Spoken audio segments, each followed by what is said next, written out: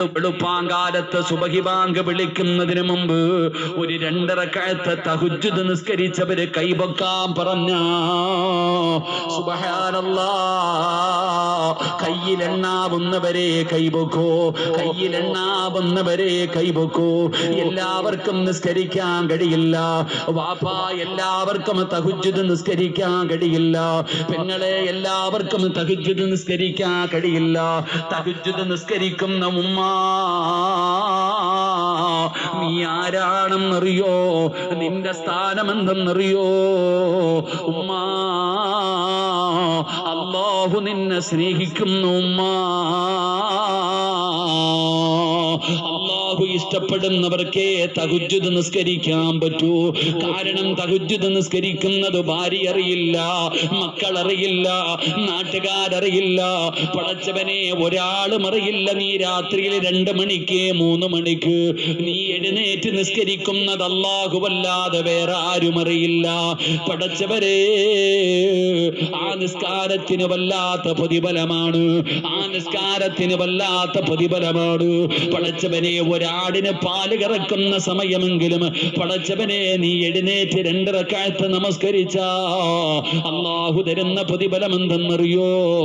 ഇസ്രാഫീൽ എന്ന് പറയുന്ന മലക്ക് സൂറെന്ന് പറയുന്ന കാഹളത്തിൽ 2ാമത് മോതുമ്പോ പടച്ചവനെ പള്ളിപ്പറമ്പിലെ ഖബറിനകത്ത് നിന്ന് എഴുന്നേറ്റ് വരുന്ന ഒരു ദിവസമുണ്ടല്ലോ, ഞാനും നിങ്ങളും ഉടുതുണിയില്ലാതെ നഗ്നരായിട്ട് നാളെ പടച്ച റബ്ബിന്റെ കോടതിയിലേക്ക് ഞാനും നിങ്ങളും കടന്നു വരുമല്ലോ.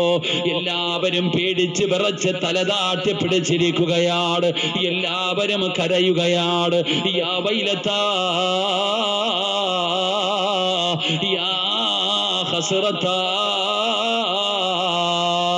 എന്റെ നാശമേ, എന്റെ നാശമേ എന്ന് തലതാട്ടി പിടിച്ചുകൊണ്ട് കരയുന്ന ദിവസമുണ്ടല്ലോ. അല്ലാഹുവിന്റെ റസൂല് പറയുന്നു, സഹോദരാ, 2 പേരുടെ തല ഇങ്ങനെ ഉയർന്നു നിൽക്കുകയാ. 2 വിഭാഗം ആൾക്കാരുടെ തല ഇങ്ങനെ ഉയർന്നു നിൽക്കുകയാണ്. അവര് തല ഉയർത്തി പിടിച്ചാണ് നടക്കുന്നത്. അവരാരെന്നറിയോ? അല്ലാഹുവിന്റെ പ്രവാചകൻ സ്വല്ലല്ലാഹു അലൈഹി വസല്ലമ തങ്ങളെ പറയുകയാണ്, മുത്തുനബി അവിടെന്ന് പറയുകയാ, നാളെ പടച്ച റബ്ബിന്റെ കോടതിയിൽ തല ഉയർത്തി പിടിച്ചു വരുന്ന 2 വിഭാഗത്തിൽ ഒരു വിഭാഗം ആരെന്നറിയോ? നിങ്ങളെല്ലാവരും കിടന്നുറങ്ങുമ്പോ, ഈ നാട്ടുകാർ മുഴുവനും കിടന്നുറങ്ങുമ്പോ, ആ 3 മണിക്ക് 2 മണിക്ക് എഴുന്നേറ്റിട്ട് 2 റക്അത്ത് നിസ്കരിക്കുന്ന വാപ്പാ, ദുനിയാവിലെ തഹജ്ജുദ് നിസ്കരിക്കുന്നത് ഒരു മനുഷ്യനും അറിഞ്ഞിട്ടില്ല. എന്നാ നാളെ പടച്ച റബ്ബിന്റെ കോടതിയിൽ വരുമ്പോ നീ തല ഉയർത്തിപ്പിടിച്ച് കടന്നു വരികയാണ്, നീ തല ഉയർത്തിപ്പിടിച്ച് കടന്നു വരികയാണ്. നാളെ അല്ലാഹുവിന്റെ കോടതിയിൽ ആ തഹജ്ജുദ് നിസ്കരിച്ച മനുഷ്യന്റെ തല ഉയർന്നു നിൽക്കുകയാ. 2ാമത്തെ പ്രതിഫലം എന്തെന്നറിയോ?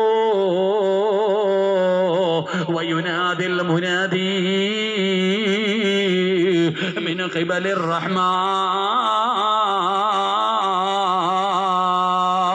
അല്ലാഹുവിന്റെ ഭാഗത്ത് നിന്ന് വിളിക്കുകയാ, അല്ലാഹുവിന്റെ ഭാഗത്ത് നിന്ന് വിളിക്കുകയാ. തതജാഫാ ജുനൂബുഹും അനിൽ മളാജി വയദ്ഖുലൂനൽ ജന്ന ബിഗൈരി ഹിസാബ്.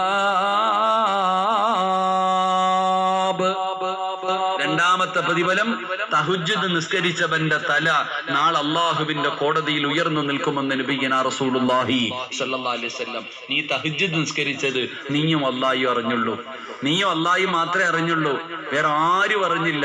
അതുകൊണ്ട് നാളെ അല്ലാഹുവിന്റെ കോടതിയിൽ ചെല്ലുമ്പോ നിന്റെ തല ഉയർന്നു നിൽക്കും. 2, നിന്നെ അല്ലാഹു വിളിച്ചിട്ട് പറയും, ഇന്ന് നിനക്ക് ഹിസാബില്ല, ഇന്ന് നിനക്ക് വിചാരണയില്ല, നീ തഹജ്ജുദ് നിസ്കരിച്ചവനാ, നീ ആ കാണുന്ന സ്വർഗത്തിലേക്ക് കടന്നു പൊക്കോ എന്ന് പറഞ്ഞ് സ്വർഗത്തിലേക്ക് നിന്നെ കടത്തിവിടുമെന്ന് ആദരവായ പ്രവാചകൻ നബി മുഹമ്മദ് മുസ്തഫ. അതാണ് രാത്രി നിസ്കാരത്തിന്റെ പ്രതിഫലം. അതാണ് രാത്രിയിലെ നിസ്കാരത്തിന്റെ പ്രതിഫലം. അതുകൊണ്ടാ പറയുന്ന നിസ്കരിക്കാൻ നാളെ അള്ളാഹുവിന്റെ കോടതിയിൽ ഹിസാബില്ലാതെ സ്വർഗത്തിലേക്ക് കടന്നു പോകാം. അള്ളാഹു നമുക്ക് ഭാഗ്യം തരുമാറാകട്ടെ. അതുകൊണ്ട് ഞാൻ പറഞ്ഞു വന്നു, നബിതങ്ങൾ പറഞ്ഞു, നിങ്ങൾ സുജൂദുകൾ അധികരിപ്പിക്ക്, എത്രത്തോളം നിസ്കരിക്കാൻ കഴിയുമോ.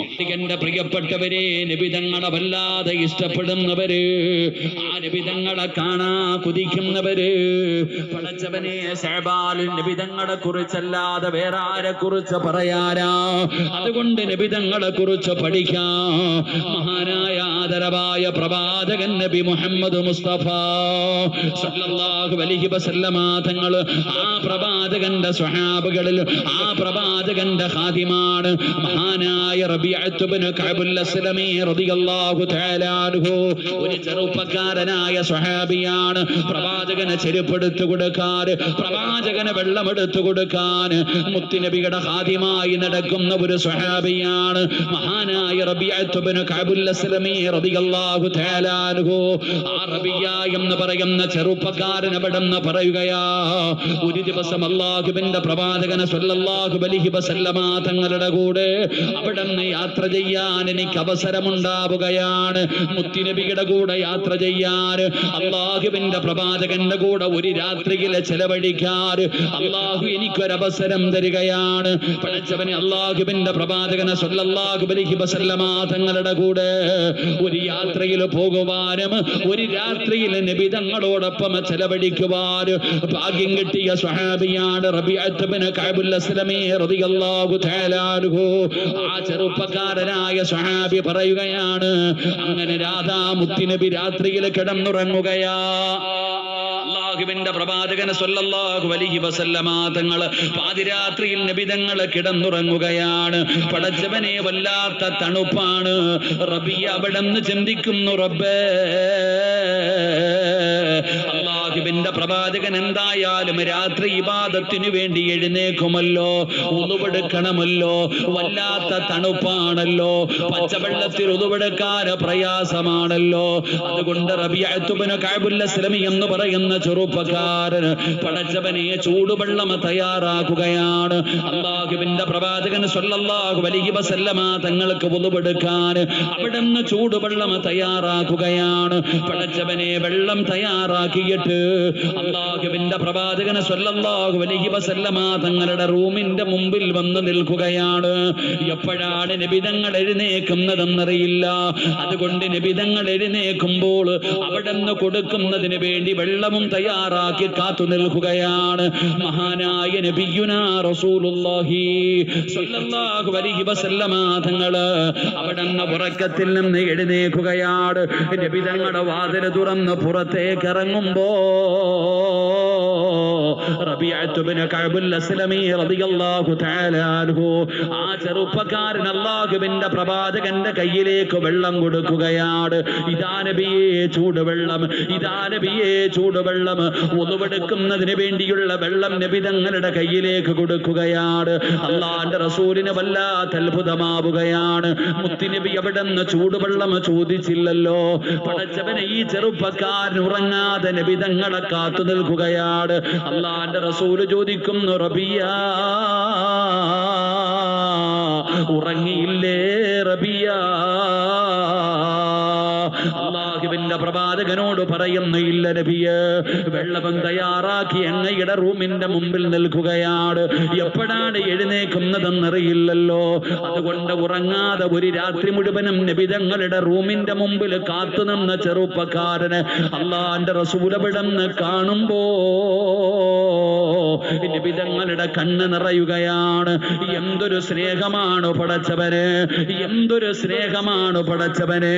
ഈ ചെറുപ്പക്കാരന് ഈ സ്നേഹത്തിന് പകരം ഞാൻ എന്ത് കൊടുക്കാനാണ് പടച്ചവനെ? നബി തങ്ങൾ അവിടുന്ന് ചിന്തിക്കുകയാണ്. അവസാനം അല്ലാഹുവിന്റെ പ്രവാചകൻ സ്വല്ലല്ലാഹു അലൈഹി വസല്ലമ തങ്ങൾ റബീഅത്ത് ഇബ്നു കഅബുൽ അസ്ലമി എന്ന് പറയുന്ന ചെറുപ്പക്കാരനെ അടുത്തേക്ക് വിളിക്കുകയാണ്. എന്നിട്ട് നബി തങ്ങൾ പറഞ്ഞു, റബീഅ,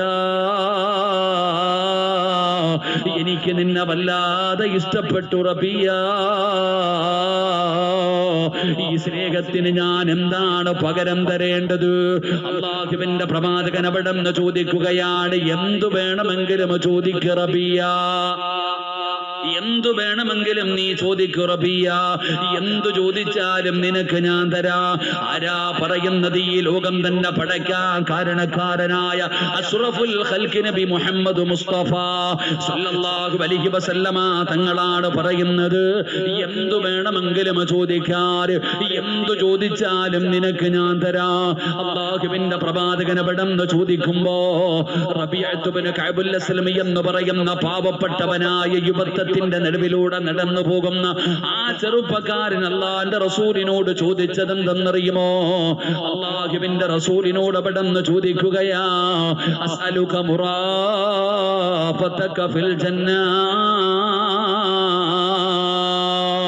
വല്ലാത്ത ഒരു ചോദ്യമാണ് ചോദിക്കുന്നത്. പടച്ചവനെ കിട്ടിയ അവസരം അവിടെ നിന്ന് മുതലാക്കുകയാണ്. ആ ചെറുപ്പക്കാര സ്വർഗം വേണമെന്നല്ല പറയുന്നത്, അധികാരം വേണമെന്നല്ല പറയുന്നത്, സമ്പത്ത് വേണമെന്നല്ല പറയുന്നത്, കൊട്ടാരം വേണമെന്നല്ല പറയുന്നത്. റബിയ എന്ന് പറയുന്ന ചെറുപ്പക്കാരൻ ആ പാതിരാത്രിയിൽ അല്ലാഹുവിന്റെ പ്രവാചകനോട് ചോദിച്ചതെന്തെന്നറിയുമോ? യാ റസൂലല്ലാഹ്, അല്ലാഹുവിന്റെ നബിയേ, എനിക്ക് സ്വർഗത്തിൽ അങ്ങയുടെ കൂടെ നടക്കണം നബിയേ. ഇതുപോലെ നാളെ സ്വർഗത്തിലും അങ്ങയുടെ കൂടെ നടക്കണം നബിയേ. എനിക്ക് അങ്ങയുടെ കൂടെ സഹവസിക്കണം നബിയേ. എനിക്ക് അങ്ങയുടെ കൂട്ടുകാരനാകണം നബിയേ. അല്ലാഹുവിന്റെ പ്രവാചകനോട് റബിയ എന്ന് പറയുന്ന ചെറുപ്പക്കാരൻ ചോദിക്കുകയാ, നാളെ സ്വർഗത്തിൽ എനിക്ക് അങ്ങയുടെ കൂടെ നടക്കണം നബിയേ, അങ്ങയുടെ കൂടെ സഹവസിക്കണം നബിയേ. നബി തങ്ങൾ അവിടെ നിന്ന് ചോദിക്കുന്നു, റബിയ ഔ ഗൈറ ദാലിക, വേറെ എന്തെങ്കിലും വേണമെങ്കിൽ ചോദിക്ക് റബിയ. നിനക്ക് സമ്പത്ത് വേണോ? നിനക്ക് കൊട്ടാരം വേണോ? നിനക്ക് അധികാരം വേണോ? വേറെ എന്ത് വേണമെങ്കിലും ചോദിക്ക് റബിയ. അല്ലാഹുവിന്റെ പ്രവാചകൻ അവിടുന്ന് ചോദിക്കുമ്പോ റബീഅത്ത് ബിൻ കഅബുൽ അസ്ലമി എന്ന് പറയുന്ന ചെറുപ്പക്കാരൻ പറഞ്ഞു, എനിക്ക് വേറെ ഒന്നും വേണ്ട നബിയേ, എനിക്ക് വേറെ ഒന്നും വേണ്ട നബിയേ. സ്വർഗത്തിൽ അങ്ങയുടെ കൂടെ നടക്കണം നബിയേ, അങ്ങയുടെ കൂടെ സഹവസിക്കണം നബിയേ, അങ്ങയുടെ കൂടെ താമസിക്കണം നബിയേ. അല്ലാഹുവിന്റെ പ്രവാചകൻ എന്ത് കൊടുത്താലും എന്ത് ചോദിച്ചാലും കൊടുക്കാമെന്ന് പറഞ്ഞതാണല്ലോ. നബി തങ്ങളുടെ മറുപടി എന്തെന്നറിയുമോ? അല്ലാഹുവിന്റെ റസൂലിന്റെ മറുപടി എന്താ? ശഅബാനിന്റെ രാത്രിയിൽ ഒരുമിച്ച് കൂടിയവരെ, നിനക്കും ആഗ്രഹമില്ലേ അല്ലാഹുവിന്റെ പ്രവാചകന്റെ കൂടെ നടക്കാൻ? നിനക്ക് കൊതിയില്ലേ? 63 വർഷക്കാലമാണ് നബി തങ്ങൾ ജീവിച്ചത്. എന്നാ നാളെ പടച്ച റബ്ബിന്റെ സ്വർഗത്തിലാണെങ്കിലോ, അതാ പടച്ചവനെ സ്വർഗത്തിലും മരണമില്ലല്ലോ, അല്ലാഹുവിന്റെ സ്വർഗത്തിലും മരണമില്ലല്ലോ. അതാ ഉലൈക, അല്ലാഹുവിന്റെ പരിശുദ്ധമായ ഖുർആൻ പറയുകയാ, ഉലൈക അസ്ഹാബുൽ ജന്ന ഹും ഫീഹാ